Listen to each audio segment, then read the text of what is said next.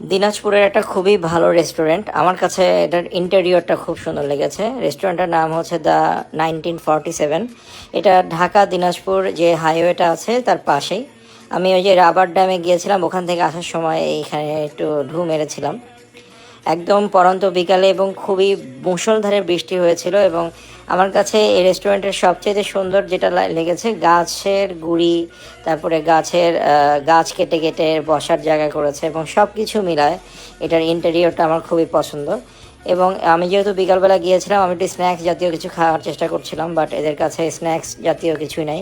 এখানে আপনার পরোটা, তারপরে হচ্ছে আপনার লুচি, তারপরে খিচুড়ি, এই টাইপের জিনিসপত্র। বাট আমি এদের ইন্টেরিয়র দেখে সিরিয়াসলি মুগ্ধ। এখানকার এই যে বসার জায়গাগুলো দেখেন, একদম অন্যরকম একটা অথেন্টিক ফিল দিবে আপনাদেরকে। এবং এখানকার একটা লাইব্রেরি স্টাইলের বুক স্ট্যান্ড করছে গাছ কেটে, এবং এই জিনিসটাও অন্যরকম সুন্দর। এবং যারা দিনাজপুরবাসী আছেন তারা তো হয়তো বা গেছেন এখানে। আমরা লাস্টে স্ন্যাক্স কিছু না পেয়ে কোল্ড কফি অর্ডার করেছিলাম। এবং আমি এটার ইন্টেরিয়রের জন্য ভিডিওটা নিয়ে রাখছি, আমার কাছে খুবই ভালো লাগছে। এবং এটার নামটা একটু অ্যান্টিক, দ্য 1947, দ্য এনশাইন পিরিয়ড, এই টাইপের কি যেন একটা ছিল নামটা। তো এটা হলো আপনার বাইরের পোর্শনের, এবং এইখানটাতেও আপনার পুরোটা কাঠ দিয়ে করা এবং খুবই চমৎকার করে করছে।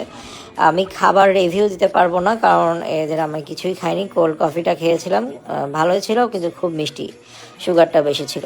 এখানে আমি জানলা দিয়ে আপনার বাইরের পোর্শনটা ভিডিও করছিলাম, একদম বৃষ্টি হয়ে গেছে এবং মাটি টাটি সব ভিজা, সেই সময়টা অলরেডি টিপ টিপ করে বৃষ্টি পড়ছিল। এবং খুবই চমৎকার একটা রেস্টুরেন্ট। এবং দিনাজপুরের মধ্যে আমার কাছে মনে হয়েছে যে এটার ইন্টেরিয়রটা একদম অথেন্টিক করছে এবং খুব ভালো করছে। তো আপনারা যারা দিনাজপুরে যাবেন অবশ্যই চেষ্টা করবেন এই রেস্টুরেন্টে যাওয়ার, যে কিছু খাওয়ার, কারণ রেস্টুরেন্টটা সুন্দর এবং জানলাগুলো টিনের জানলা করছে এবং সব মানে অ্যান্টিক ফ্লেভার একটা পাবেন আপনারা এখানে। ভালো থাকবেন সবাই, আল্লাহ হাফেজ।